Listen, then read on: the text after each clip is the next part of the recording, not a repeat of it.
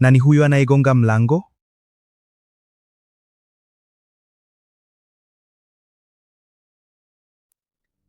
Beni, huyo ni shemeji yangu, amerudi kutoka hospitali. Shemeji yako? Mbona anakuja chumbani kwako usiku hivi? Beni, naomba ujifiche kwa muda ili asikuone. Sawa, nitafanya hivyo, lakini kwa nini? Sawa, lakini hii hali siyo ya kawaida.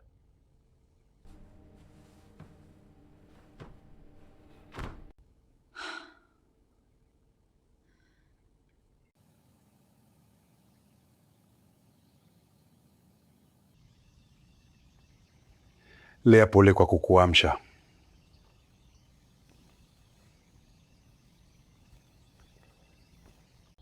Lea, dada yako bado yuko hospitali. Hali yake ni nzuri sasa.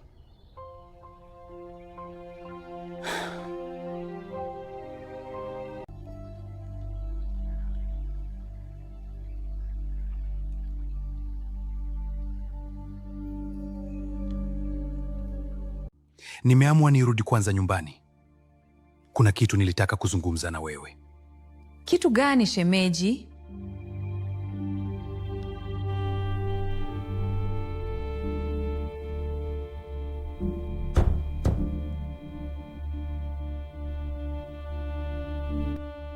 Lea, kuna nini humo ndani ya kabati? Ni vitu tu sijapanga vizuri. Shemeji, Usijali sana. najua umechoka.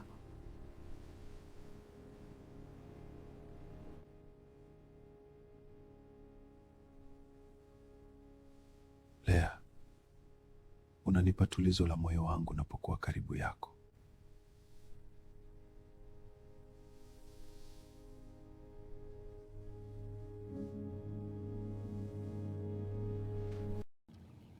Twende bafuni mpenzi. Ndiyo, twende.